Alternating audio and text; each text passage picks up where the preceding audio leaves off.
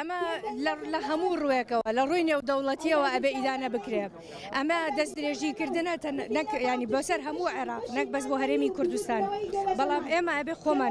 خۆمان وەکو هەرێمی کوردستان خۆمان یەکخین و دژی ئەو دەستدرێژیە بۆستینەوە عێراق بەعام کێشەی یەجگار زۆرە و بە ئەنواعی قەیرانات تێپەڕێ بێگومان پێیان خۆش نییە کە هەرێمێکی کوردستان هەرێمێکی بەقووەت بێ بۆیە پێیان خۆشە کە ئەم هەموو کێشە و مەشاکیلە هەیە بە پشتگیری عێراق لە چوارچێوەی ئیدانەیە لە ئیدانە دەرناچێ من لێرە وەکو بڵێسە جەبار فەرمان ئامادەم و هەر ڕێپێوانێک هەر گردبوونەوەیەک هەر شتێک دژ بە داگیرکاران بکرێ بێگومان لە ڕیزی پێشەوە بن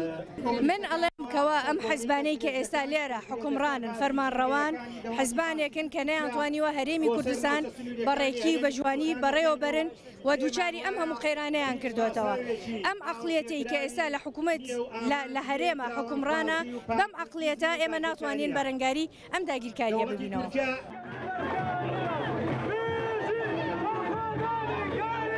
پاڵپشتی هەموو گەریلا و هەموو کورد و هەر چوارپارچەی کوردستانی دژی داگیرکاری دەوڵەتی تورکی فاشیست دەستی چەپەڵی دوژمنان کە خیانەتیان کرد تورکیان هێنایە سەر خاکی کوردستان و ڕۆڵەی کورد ئەکوژن و هەموو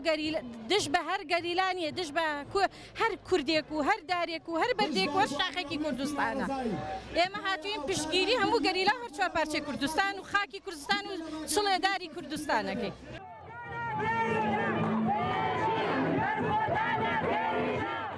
دژی ئەو داگیرکاری کە ڕۆژ بە ڕۆژ ئەیبینی لە بەرچاومانە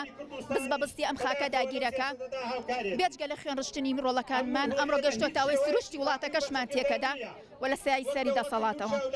بەداخەوە دەسەڵاتی خۆماڵی نەک دەسەڵاتێکی لایەنێکی تر یان وڵاتێکی تر یان بێگانەیەکی تر و نەتەوەیەکی تر دەسەڵاتی هەبێ بە سەرمانەوە ئەمە لە ژێر سای دەسەڵاتی کوردیە بەداخەوە بۆیە ئەمە لێرە بە دەسەڵات دەڵێن ئەگەر ئەو بێدەنگە ئەو ملەتەی دەسەڵاتی دروست کرد بێدەنگ نابێ و بێدەنگیش نابێ